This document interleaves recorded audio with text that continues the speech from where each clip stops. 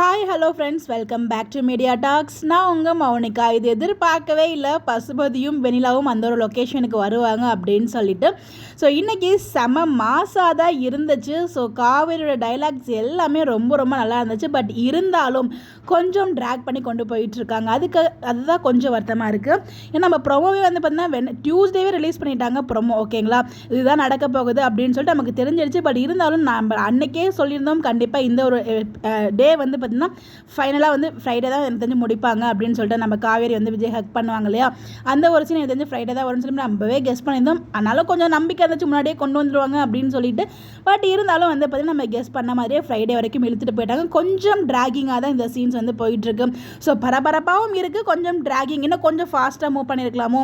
ஏன்னா அவங்க 3 டேஸோ 2 டேஸோ night shoot எடுத்தாங்க அந்த ஏஆர்எஸ் கார்டனில், அந்த போலீஸ் ஸ்டேஷன் ட்ராக்கு. ஸோ அது எல்லாமே இதுதான் மேக்ஸிமம் இந்த வீக்கோட அந்த ட்ராக் வந்து எண்ட் ஆகிடும். அதுக்கப்புறம் ஃப்ரெஷ்ஷாக வந்து மண்ணில் ஒரு புது ஒரு ட்ராக் வந்து கொண்டு போவாங்க. கெஸ் பண்ணிகிட்டே இருங்க என்ன ட்ராக் அப்படின்னு சொல்லிட்டு. இன்றைக்கி எபிசோடில் வந்து பார்த்தீங்கன்னா அதுவும் இந்த லாஸ்ட் ஷாட் நம்ம காவேரியோட அந்த ஒரு லுக்கு அப்பா வேறு லெவலுங்க. ஸோ ஒரு நிமிஷம், அதாவது என்னென்னா கம்ப்ளைண்ட் கொடுக்கறதுக்காக வந்து வெனிலாவோட மாமா சைன் பண்ண போவாங்க. அந்த சைன் பண்ணுற அந்த ஒரு நிமிஷத்தில் ஒரு நிமிஷம் சார் அப்படின்னு சொல்லிட்டு நம்ம காவேரிக்கு ஒரு ஃபோக்கஸ் வைப்பாங்க பாருங்கள், செம்மையாக இருந்துச்சு. அதுவும் நாளை ப்ரிவ்யூ சொல்ல தேவையில்லை. ஸோ வெளியில நேராக வந்துடுவா அப்படிங்கிறதுனால தான் வந்து பார்த்தீங்கன்னா பசுபதியும் ராகினியும் வந்து அங்கேருந்து அவளை கூப்பிட்டு போயிட்டாங்க. ஸோ அவங்களுக்கு தெரியாது இல்லையா நம்ம காவேரியோட மாஸ்டர் பிளான், இவங்க பேசினது எல்லாத்தையும் வந்து வீடியோவில் ரெக்கார்ட் பண்ணி, அதாவது வீடியோ ஆதாரமாக வந்து பார்த்தீங்கன்னா வாக்குமூலத்தை எடுத்துகிட்டு வந்து நம்ம போலீஸ் ஸ்டேஷனில் ஒப்படைக்கிறாங்க. ஸோ வேறு லெவல். இங்கே தான் வந்து அவங்க பொருளே எடுத்து அவங்களே போடுறதுங்கிறது இதுதான். ஸோ அதுதான் வந்து நம்ம காவேரி பண்ணியிருக்காங்க. வெனிலா வச்சு தான் வந்து பிளான் பண்ணணும்னு நினச்சாங்க. ஆனால் வெனிலா அதுக்கு மேலே தந்திரமானவங்க.